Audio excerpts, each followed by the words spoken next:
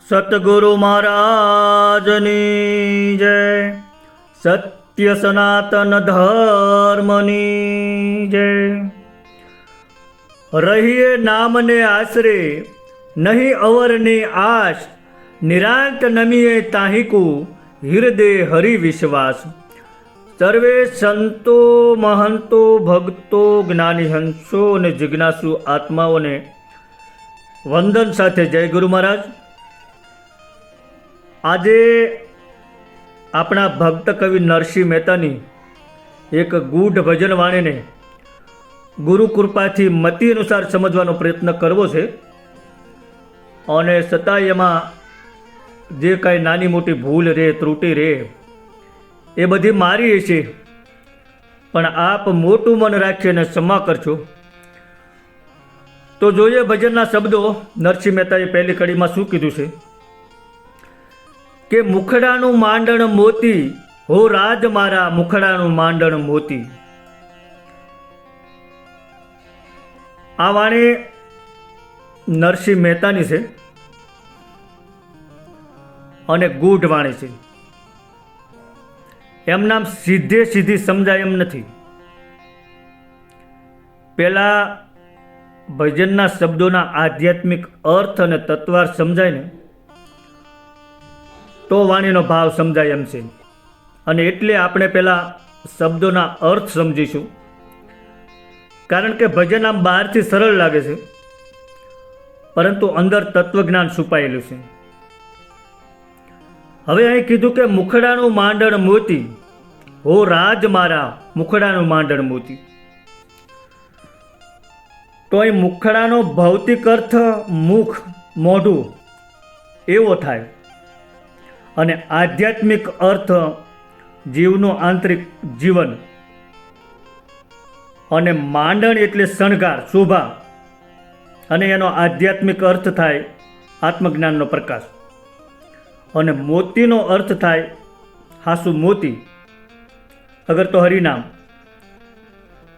અને આધ્યાત્મિક રીતે અર્થ કરવો હોય તો આત્મજ્ઞાન, સ્વસ્વરૂપનું જ્ઞાન એવો થાય. હવે આ ભજનનો ભાવ આપણે સમજીએ તો આ ભજન આપણને એક બહુ મોટી વાત સમજાવે છે કે માનવ જીવનનો હાસો શણગાર એ સોના ચાંદીના ઘરેણા દાગીના નથી, પણ હાસું માંડણ એ આત્મજ્ઞાન છે. પરમાત્મા સાથેનું જોડાણ છે ને, એ જ જીવનો શણગાર છે, જીવનનો. અને આ મોતી કીધું એ કોઈ દરિયામાં મળતું મોતી નહીં, પણ આ મોતી એટલે આત્મપ્રકાશ અને પોતાનું હાસું સ્વરૂપ, અગર તો નામરૂપી મોતી એવું કહી શકાય. તો સંતો કહે છે કે દરેક જીવ જન્મ સમયે આ મોતી લઈને આવે છે, પણ પછી સંસારની માયામાં અટવાય એ મોતી ખોઈ બેસે છે. એટલે કે સ્વરૂપ જ્ઞાનની વિસ્મૃતિ થઈ જાય છે અને સંસારની માયામાં અટવાઈ જાય છે. અને હાસું શાશ્વત સુખ આ મોતી હોય ને તો જ છે. અને એટલે ડુંગરપુરીએ એમની એક વાણીમાં કીધું છે કે દિલ દરિયામાં ડૂબકી દેના, મોતી લેના ગોતી સંતો, મોતી લેના ગોતી. તો આ મોતી જીવ કેવી રીતે ખોવે છે એ હવેની કડીમાં નરસિંહ મહેતા કહે છે. જન્મે ત્યારે સાથે લઈને આવે છે, હોય જ છે, પણ એને ખોવે છે કઈ રીતે એ હવેની કડીમાં કહે છે કે મેં જળ જમુના ભરને કુ ગઈ તી, મોતી ખોયું મેં મુખ ધોતી, હો રાજ મારા મુખડાનું માંડણ મોતી. હવે ભજનને આ બીજી કડીનો સીધો અર્થ કરવા જઈએ તો એવો જ થાય કે હું જમુનાના પાણી ભરવા ગઈ હતી અને ત્યાં મુખ ધોતા મારું મોતી ખોવાઈ ગયું, આવો અર્થ થાય. પણ હવે આ તો નરસિંહ મહેતાની વાણી છે, કોઈ સામાન્ય માણસને લખેલી વાણી નથી. પરમ તત્વને પામી ગયેલા સંત એવા નરસિંહ મહેતાની વાણી છે. એટલે આવી સીધી વાત ન હોય,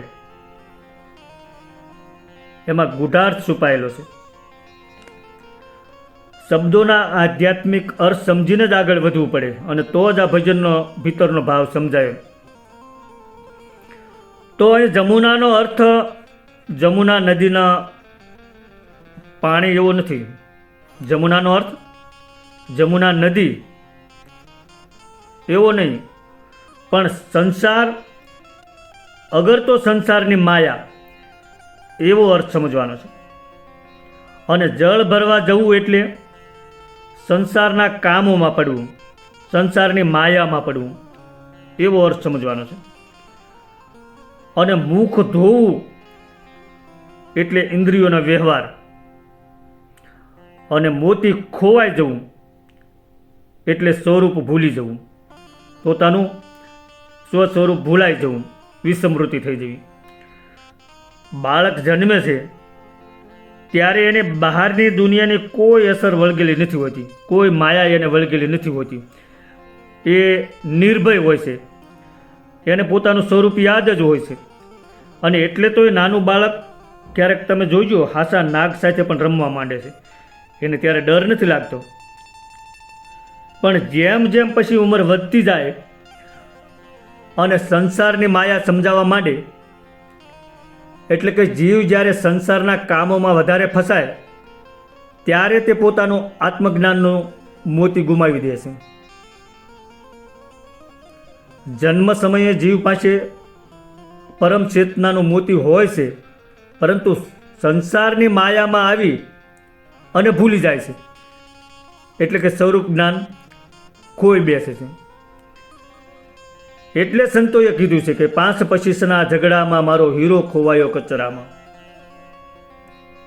ઇન્દ્રિયોના વિષય સુખમાં આત્મ સ્વરૂપ ખોવાઈ જાય છે, એવું કહેવાનું છે. હવેની ત્રીજી કડીમાં નરસિંહ મહેતા આગળ શું કહે છે કે મોતી વિનાનો મારો શણગાર સુનો, મોતી ગોતું શું રોતી રોતી, હો રાજ મારા મુખડાનું માંડણ મોતી. તો ભજનની આ કડીનો સીધો અર્થ એવો જ થાય કે મોતી વગરનો મારો શણગાર ખાલી લાગે છે અને હું રડી રડીને મોતી શોધું છું. પણ એનો આધ્યાત્મિક અર્થ કંઈક જુદો થાય. સંસારની મોહ માયામાં અટવાયા પછી જીવને જ્યારે એવું સમજાય છે કે આ ધન, આ દોલત, આ માલ મિલકત, આ ભૌતિક સુખ સગવડો, આ બધા સંબંધો, આ માન મરબતો મોભો, પ્રતિષ્ઠા, આ બધું મળી જવા છતાં આંતરિક શાંતિ નથી, કંઈક ખૂટતું હોય એવો અજંપર રહ્યા કરે છે.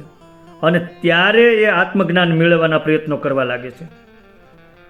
અને પછી કીધું કે મોતી ગોતું શું રોતી રોતી, તો અહીં રડી રડીને શોધવું, એનો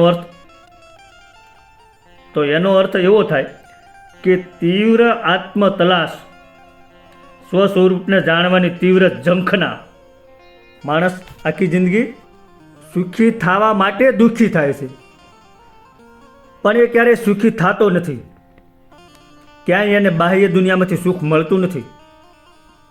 અને ત્યારે પછી ભીતરમાં ખોજ કરે છે અને મુક્તિ માટેની તીવ્ર તલપ લાગે છે. અને એ તલપ એટલી તીવ્ર હોય છે કે પરમ તત્વની ખોજ એટલી તીવ્ર હોય છે. અને એ ગોરખનાથે એક એમની વાણીમાં કીધું કે કોઈ રે બતાવો અમને જોગીડો, જોગી મારી કાયાનો ઘડનાર, જોગી રે મળે તો અમે જીવીએ, નહીતર સાંડુ મારા પ્રાણ, કોઈ રે બતાવો અમને જોગીડો. હવે ચોથી કડીમાં આગળ શું કીધું કે શેરીએ ગલીએ સાદ પડાવું, ઘેર ઘેર હાલ હું જોતી, હો રાજ મારા મુખડાનું માંડણ મોતી. તો ભજનની આ કડીનો સીધો અર્થ કરીએ તો એવો જ થાય કે હું શેરીઓ અને ગલીઓમાં અવાજ પાડી રહી છું અને દરેક ઘરમાં શોધી રહી છું. પણ એનો આધ્યાત્મિક અર્થ એવો થાય કે જીવ પરમ તત્વને પામવા માટે દરેક માર્ગ અપનાવે છે.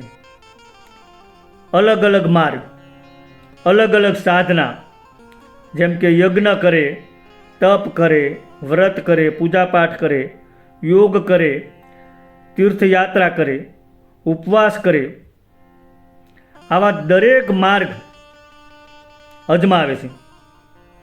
પરંતુ મોતી એટલે કે આત્મ સ્વરૂપનું જ્ઞાન એને મળતું નથી. સંતો કહે છે કે મોતી એમનામ નથી મળતું. મોતીની પરખ કરાવનાર હાસા ઝવેરી મળે તો તમને મોતીની ઓળખ કરાવે, નહીતર તો પગ તળે આવે તો એ સમજાય નહીં. એમ હાસા સદગુરુ મળે તો આ આત્મજ્ઞાનનું મોતી મળે. અને આ વાત નરસિંહ મહેતા હવે છેલ્લી કડીમાં કહે છે. શું કહે છે નરસિંહ મહેતા? કે ભલે મેળા મહેતા નરસિંહનો સ્વામી, ગોતી લાવ્યા મારું મોતી, હો રાજ મારા મુખડાનું માંડણ મોતી. આમ તો આખા ભજનનો પ્રાણ આ છેલ્લી કડીમાં છે. નરસિંહ મહેતા એટલે સાધક અને સ્વામી એટલે સદગુરુ. જ્યારે સાધકને એટલે કે જીવને હાચા સદગુરુ મળે ત્યારે ગુરુ આત્મજ્ઞાન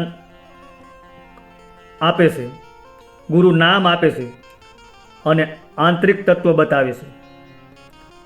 અને જીવ ભાવ છોડાવી અને આત્મભાન કરાવે છે કે તું દેહ નથી, તું સતચિત આનંદ સ્વરૂપ આત્મા છે, તું જન્મતોય નથી ને તું મરતોય નથી.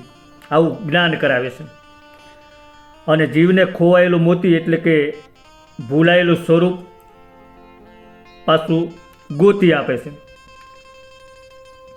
ગુરુ ખોવાયેલ મોતી શોધી આપનાર છે. અને મોતી મળવું એટલે આત્મજ્ઞાન થવું. અને આત્મજ્ઞાન એમનામ નથી થતું. ગુરુ વગર આત્મજ્ઞાન મળતું નથી. તો આપણને પ્રશ્ન થાય, સદગુરુ શું કરે?